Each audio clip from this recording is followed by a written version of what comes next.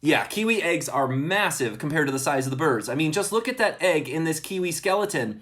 When an egg is about to be laid, it can weigh as much as 25% of the female kiwi's weight. That's kind of like a chicken laying a 1 pound egg or a female human giving birth to about a 3-year-old.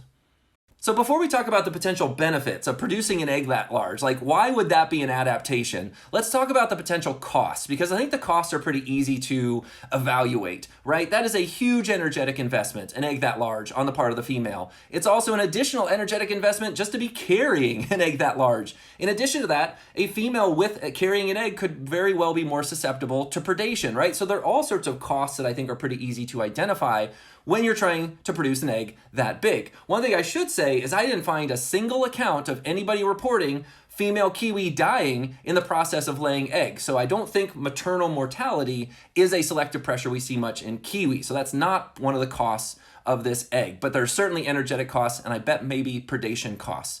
So there must be a pretty big benefit, right, to producing an egg that large if there are so many costs to producing an egg that large.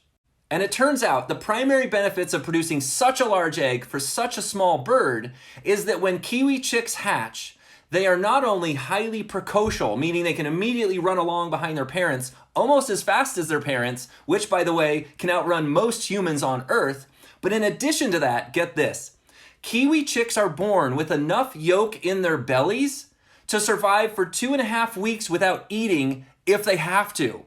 And the reason why that is adaptive is because ancient New Zealand, in which the kiwi ancestors were evolving into kiwis, was characterized by some of the most uber aerial predators in the history of the earth, like Haas eagle. So the thinking is that by producing a really large egg that then endowed the chicks, newly hatched chicks, with all this yolk in their bellies, those chicks could afford to not eat for days or even a week or two at a time when the danger of aerial predation was really high, right? So that seems like a highly adaptive trait for avoiding predation, right? These chicks could literally hunker down in the bushes, in the forest, in their burrows, because kiwis build burrows, and wait for the threat to pass, while still getting the nutrients, vitamins, minerals, etc., calories they need to develop and grow. So that's the thinking behind why kiwis produce such enormously large eggs.